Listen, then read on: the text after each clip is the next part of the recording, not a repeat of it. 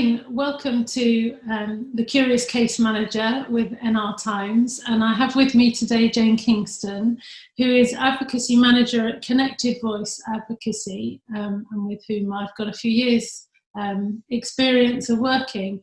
So I hope you're going to find what Jane has to talk about interesting. Welcome, Jane. Thank you very much, Vicki. It's nice to join you today. And I wonder whether you could start by telling us a little bit about what motivated you into your current role. And I think it's a very new role, in fact, the specific role you've just taken on. It is. I started as Advocacy Manager on the 1st of June. However, I have been with the organisation managing some of their services for the last 6 years. And I've been an Advocacy Manager in a different charity before that. So this particular role is new, but the work I'm doing is very familiar to me. And kind of thinking about what motivates me to do that has kind of led me to reflect on my whole career, really, because I think it's led to me coming to this point. I think I've always had a really strong drive to make a difference in the world and to help people who need some help and support. And I realised that that's kind of been the way I've been brought up. I was raised by a family of really strong volunteers. You know, I had my grandma was a Samaritan, my mum was working with older people, and my auntie would volunteer in a animal shelter. So it's kind of been my way of life to volunteer, and as soon as I could, you know, when I was an adult, I started volunteering myself and volunteered through university, and it's how I got into the voluntary sector and my work. But I have realised that I've kind of dipped in and out of working with individuals, doing grassroots work and making a difference with them. And then I've also done more strategic work and done advocacy and policy work at a regional level. I used to work for VON, which is the infrastructure organisation for the voluntary sector. So that for me was a lot about making information accessible to small charities and organisations so that they could have a voice for their service users. So everything I've done has really been about giving a voice or campaigning or providing information to be accessible to people. So I think that thread's run through everything that I've done. Over the years, I've qualified in advice work, in coaching, as well as advocacy. So it's all really focused around giving people the tools to help themselves and make a difference in their own life. So it's all really about empowering people to be able to make change for themselves. That's a fantastic start point, I guess, that sort of background that you had within your family life, and I guess it means that it's just a part of you, part of the fabric of things, not an unusual thing, not a new thing ever. That's right, yeah, definitely. So in the current work that you're doing in your new role, what are you most excited about at the moment, Jane? Right, so my current role is managing a team of advocates, and it's probably best to explain a little bit about what advocacy is for anybody who isn't quite sure. So I always sum up advocacy in 3 words. It's about voice, it's about rights, and it's about services. So it's one-to-one, usually, support with people to help them to really consider what they want, look at their choices, make sure that they have control over their life, and to be able to voice that in situations where they feel they're currently unable to do that. And there's lots of reasons why somebody's voice isn't heard. It might be circumstantial, it might be physical, they're unable to speak, or it may be that just the framework in which they're living doesn't give them a voice. So that's why advocacy is really important to be able to focus in on that work in a really person-centred way. The other part of advocacy is about making sure that they have the services that they're entitled to. So as advocates, we have to be really clued up on what is available for them locally, regionally, nationally, and making sure that they're linked into the right services. I'm always very clear with my team that we aren't a service provider, but we link and navigate people to the services that are out there. And then the final point is about making sure that their rights are upheld. So as advocates, we have to be really well-versed and understanding of all the legal frameworks that people, usually vulnerable people, are affected by many legal frameworks. But what underpins all of that is human rights. So we use the legislation and we use the language of the legislation to make sure that we can enforce change for people. So that's kind of advocacy in a nutshell. What I'm really excited about is my new role. It means that I'm working across all of the services that we have. So at Connected Voice Advocacy, we've got a mixture of what's known as the statutory advocacy role and the community advocacy. So since the introduction of the legal frameworks around vulnerable people, so we're talking the Mental Capacity Act and we're talking about the Care Act and the Mental Health Act, the things that these are acts that affect the most vulnerable, so those who are mentally ill or are cognitively impaired or have support needs. And we since the introduction of those, advocates have become an integral part of the legislation. So a local authority has to provide them. There's no choice about that. There's a duty to have them. So as a local advocacy provider, we tender for a contract and we deliver the advocacy to them. But in addition to that, at our organisation, we've identified where there's need for advocacy that's not provided by the local authority. It's not funded in any other way. So we have to raise funds through charitable grants or crowdfunding, and we identify where there's a particular need for our area. And then if we're lucky enough to get funding, we'll deliver a project. So an example of that would be, a few years ago, we identified a lot of our clients had neurological conditions. So we got funded from the Big Lottery Fund. We trained our staff, we worked alongside the Northern Neurological Alliance, and we developed a training pack. So we've got expertise now in neurological issues and delivered the advocacy that people with those conditions actually needed. So a lot of that was around benefits advice and housing adaptations and things that were particular to their needs. Some of the newer work that we've been doing is which I'm really excited about. And I say new, we've been doing it together for the last 3 or 4 years now, but it's a new area for us as advocates, is to actually start delivering contracts to individuals, whereas before we would look at a project. And this is where we've really managed to take all the skills and experience we had from the neurological project and apply that to working with people. It's usually been people with brain injury after accident, and we're supporting them in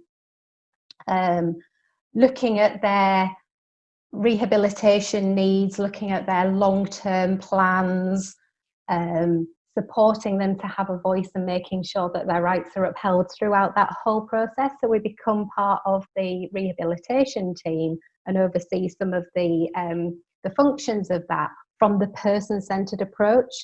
So we're making sure that that person isn't lost in all the other voices that are there, whether that's family voices or the case managers. We're there to kind of give the support to the case manager and to validate some of the decisions that are being taken by making sure that that is what that person wants and would have wanted if they were able to articulate that for themselves. And that's been our connection. That's right, yeah. Across one another. And it strikes me that I think I'd like to think that all of the roles of the people in those often very large teams have an advocacy part to them. I think probably everyone would say that they felt they were advocating. But what's very forcibly struck me is nobody is doing that in a pure way, where there is only advocacy, because you have a role as a therapist, a case manager, a family member. And so you always there's a conflict whether you are conscious of that or not. And what you've brought to the table is that pure advocacy with no other role around it. And that's been such a valuable part to the team. And certainly making sure that the client's voice is heard in sometimes those very large teams where it can get lost, I think. Absolutely, yeah, there's no conflict of interest. We are purely, as advocates, we're there independently for that person. We don't have another agenda, which, isn't a negative thing to say, but we don't have another agenda other than raising the voice and giving choice and control to that individual. And I think it's probably something that struck us that was needed, where perhaps we became concerned about other agendas. But the more that you and I have been doing some of this work together, and I know you've worked with other colleagues of mine, I think the more we've started to think about it in other circumstances, and that in an ideal world, everybody would have that advocate if their voice is perhaps challenged in being heard, for a lot of reasons of people with neurological conditions, that actually access to that pure advocacy seems a very sensible and logical piece of the team to me now. That's great, and we do, we would love to be able to provide advocacy for everybody who needs it, and I suppose what's important is that we're making small steps, and we are promoting the work that we do and getting the message out there that we're available. And we have a team that's trained and ready to go, but we have to do that gradually and as it's needed, so that we can provide quality service. And can you say a little bit about how you start out with something like that in terms of working with an individual and building that rapport, and also that understanding of their life, their lifestyle, their choices, particularly for some of our clients that, again, I know you and I have worked together with, where it may be very difficult for them to express very directly to you what their wants and needs might be? Well, all our advocates are trained in independent advocacy. So what that means is that we learn the skills of working with people who are unable to communicate verbally or may have severe cognitive impairment. And as advocates, we use what's called the watching brief approach. So that means that we are gathering information, kind of doing investigation and finding out what that person would have chosen and voiced for themselves prior to losing the ability to do so. So often it's things like gathering information about their views and beliefs, their past decisions, their past wishes, their past hobbies, they're talking to family and friends and any other professionals that work with them, and kind of building up a picture of who this person is, maybe some of the things that they've done in the past that can shape some of that for us, and using that as an ongoing tool, this watching brief. And it's about spending time and really getting to sit with and understand how the person likes to communicate, and that is very varied with our clients. So for some it may be completely physical communication rather than verbal. It may be very subtle things. It may be linking or different breathing exchange. It could be a whole range of things, but it's important that we spend the time to get to know what that person's communication methods are. And often it's trial and error. We spend the time checking things out and seeing how other people communicate with them as well, and seeing what reactions are. So it's about building up trust slowly and building that rapport, and where we can, kind of presenting information. Often advocates are required to present reports and information in a way that gathers, this is what we've learned, this is what the legal frameworks are, and this is kind of how this person should be approached given their situation. So that sounds a bit vague. So if I give an example, some of the work we do is for people who are in a care setting and they are unable to leave. So they will be under what's known as the Deprivation of Liberty Safeguards. And that means that person has a right to challenge being in that setting if they're unhappy, and they can go through the court of protection. But the hoops that they would have to jump through to get to the court of protection are very challenging for somebody in that situation, because they will have been assessed as not having the capacity to decide their own care and treatment. So an advocate is required to be able to watch, listen, smell, everything. All their senses are used by doing regular visits to see how that person is really reacting to being in that environment, and are they really happy. And people communicate in lots of ways, so they could tell us that they want to leave by packing a suitcase every day, or sitting by the front door, or there are ways in which they'll communicate. And as advocates, then we can go through that legal process and take them through the court of protection, so that they have their right to challenge if they want to. So there are certain methods that we use as professionals to be able to get as much evidence as we can. But ultimately, it is about spending time with the person and as you said at the beginning, building some rapport by being a familiar face, by building up trust, by being there when you say you're going to be there, by responding the way that they expect, by doing the things that you've said. So you're building up trust by the way that you conduct yourself, not making false promises, being very clear about what we can and can't do. I think it's equally important to tell our clients the things that we don't do. So we don't give advice, we don't mediate, we don't speak for them unless they want us to. We take instruction where possible from our clients. So all of that is about building up trust, and we work within the advocacy charter, and these things are all the things that are integral to the advocacy work. I was wondering where the barriers might come from for that kind of advocacy that you're engaged with. What I've seen as the biggest challenge in my career working in this area is the lack of understanding and appreciation of the Mental Capacity Act. So this is a piece of legislation that really touches across most of the clients that we work with.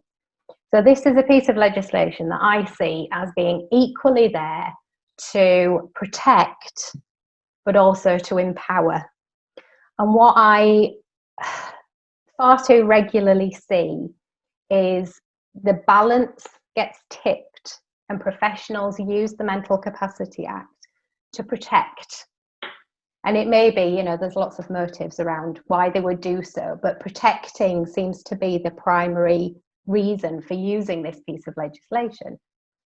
Whereas actually, in the principles, there are 5 key principles, and a lot of the principles are actually about giving power back to somebody who has lost mental capacity around their decision, but it's giving them some power back. And the way that it does that is, in these principles, it gives power back to them by, we should never assume that they don't have capacity. We should always presume capacity. So we're giving the empowerment back, empowering them to be given the chance to make that decision, and not only just assuming. Where the next principle is about that actually they should have the support to make that decision. So if it's not obvious initially that they've got capacity, do something about it. Take practicable steps is the phrase in the legislation, which means get an advocate, give them some time, give them a hearing aid, give them a quiet room, give them 3 weeks to read the guidance, give them whatever it takes to enable them to make that decision themselves. Do it rather than rushing a decision through. Do you find that a lot of your work is around that particular point? Absolutely. The support point is often the missed point. Absolutely. Challenging when I've seen decisions that have already been taken, when that practicable step was never taken to help them to make their own decision. It was just rushed straight into, we've assessed their capacity, they don't have the capacity. Instead of looking at the circumstances, what could we do differently to help this person make their own decision? Because the definition of that capacity is capacity with support. Yeah. It isn't just capacity on its own. No. That phrase is in there, isn't it? Absolutely. And that's why these 5 principles are just so important. And then the other one, which is about allowing people, people can make unwise decisions. And I absolutely love that one, because you just think, the professionals who are judging over this have made so many, unwise decisions, and we have the privilege of doing that. So surely, the person we're working with should be able to do that. Life without unwise decisions would perhaps be quite a boring life, I think. Absolutely. And I think sometimes we get, especially when we're working on safeguarding issues, we're probably more along the side of risk-taking, because somebody might need to learn a few things and have some safe boundaries, but learn along the way, particularly work we do with learning disability clients, might need to actually experience some things and take some risks to learn. So that's probably my biggest challenge, is trying to redress the balance of the Mental Capacity Act, and where it's maybe used far too much to protect and not enough to empower. So, I mean, you and I have been in plenty of meetings, and that is one of the things I talk about the very most. I think we do it on a daily basis. But what's lovely is it's not just me saying, I think it would be a nice thing to do to let this person take a risk, or I think it would be nice if we gave her some support. Actually, I can say, it is a legal responsibility. You have to do this. You are being illegal if you don't. And that's what I love about advocacy, that we've got the tools. The tools are there. Legal frameworks are the thing that we can use and can fall back on. It's not our opinion. It's legal frameworks.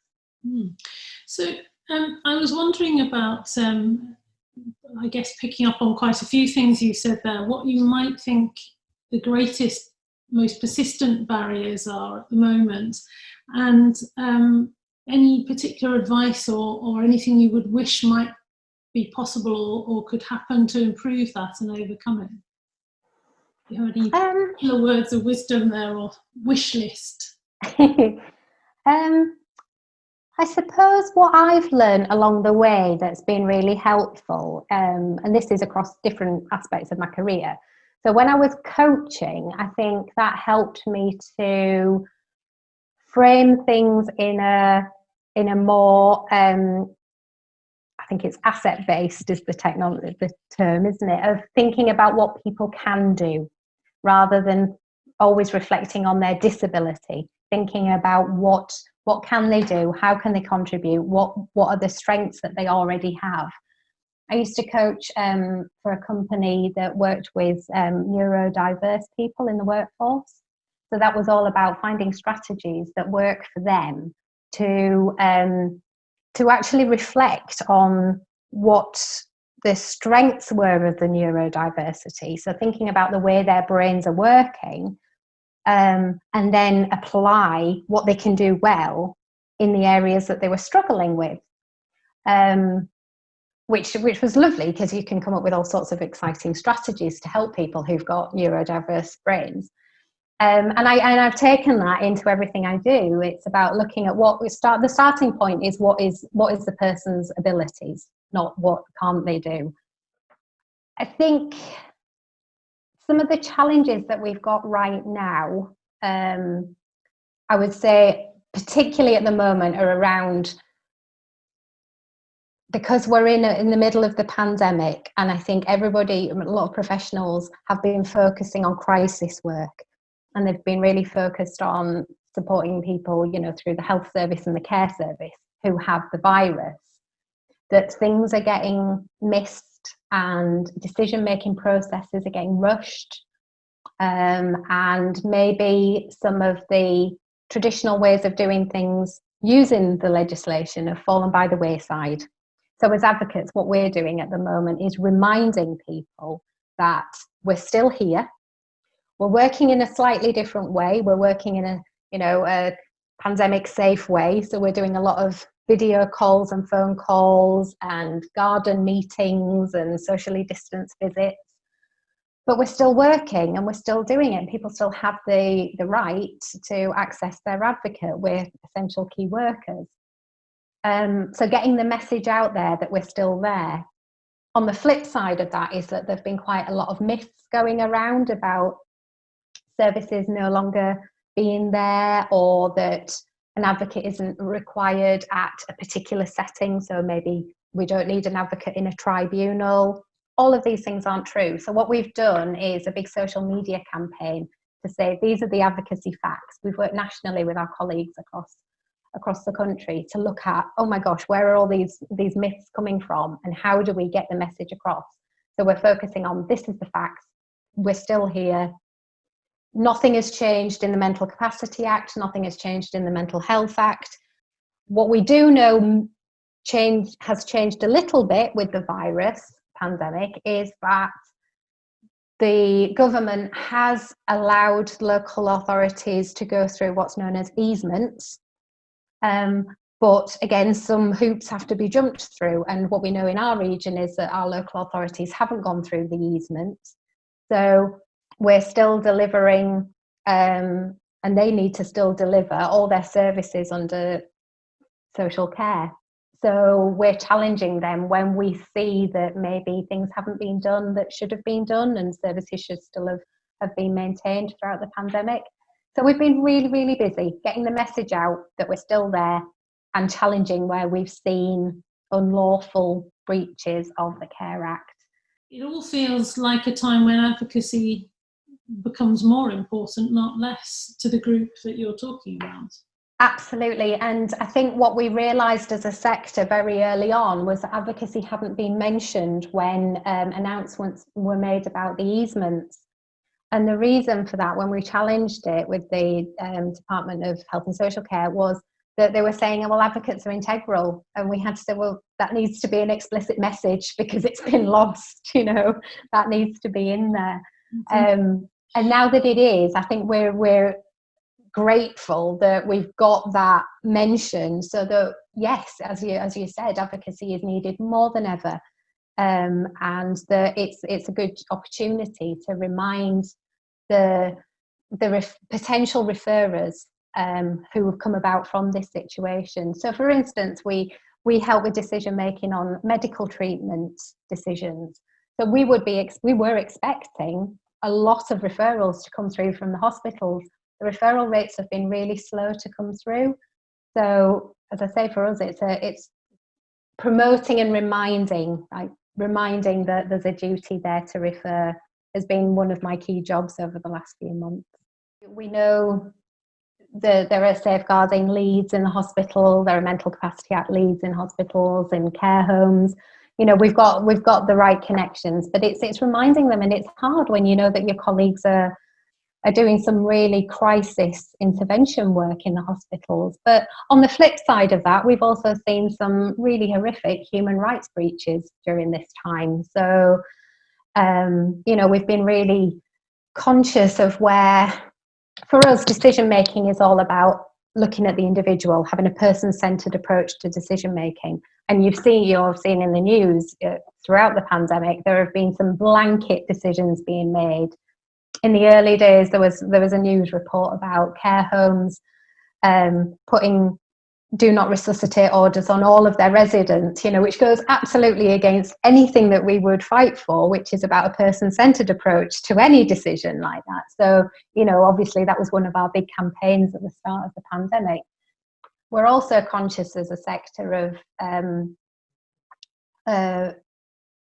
making sure that all of the record keeping and all of the reports that we write detail how compromised the situation has been through the pandemic, because we would never want a situation in the future to be where a commissioner turned around and said, you managed doing video calls, why would we go back to having face-to-face? So we need to explain how we've managed throughout this situation, but it is absolutely not the chosen ideal of how we would work and how our clients would want us to work. And for some, the face-to-face is the only way that we can do that. So we are doing some essential face-to-face visits, because for some people, we work with autistic patients in the mental health unit in Northgate Hospital, and we couldn't go in there. They didn't want the video calls. We had to go and do face-to-face work with them. It just wasn't an alternative. So we have to approach case by case. Indeed, and the case by case point is one I find myself making as well quite often at the moment, far more so than usual. And also that point, just picking up on that point you made there about documenting the methodology one is using, particularly where it is remote and it is different, and the benefits, but also the shortcomings of that.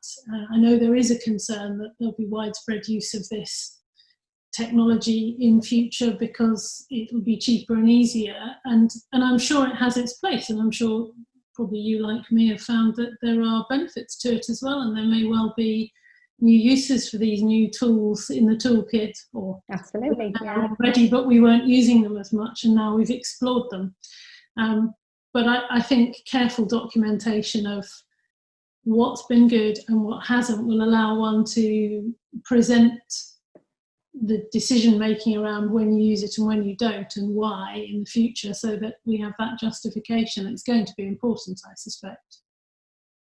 That's right, absolutely. So, you know, all the reports we're writing are saying the method we've chosen, how, you know, all the challenges that presented, and also, you know, some things.